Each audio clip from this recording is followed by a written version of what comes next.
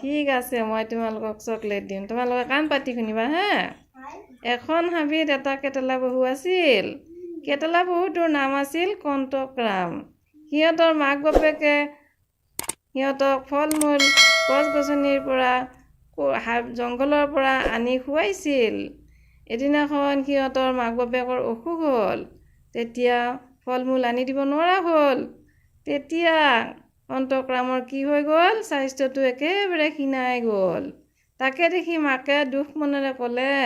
বোপাই ঐ তুমি ক্ষীণাই শুকাই গৈছা গতিকে হাবিৰ সিটোমূৰে এজোপা নাচপতিৰ গছ আছে তাৰ পৰা তুমি অলপ খাই আহগৈ যোৱা তেতিয়া কণ্টকৰামে ক'লে মা ঐ মই খাই আহিম তোমালোকে কি খাবা তেতিয়া মাকে ক'লে যে আমাৰ যেতিয়া গা ভাল হ'ব তেতিয়া আমি গৈ খাই আহিম এতিয়া তুমি অকণমান খাই আহগৈ যোৱা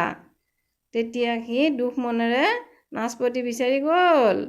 যাই দেখিলে নাচপতি লমে পকি আছে আৰু বহুকেইটা নাচপতি গছৰ তলত সৰি আছে সি ভাবিলে মই খাম এটা দেউতালৈ মুখত লৈ যাম মা কি খাব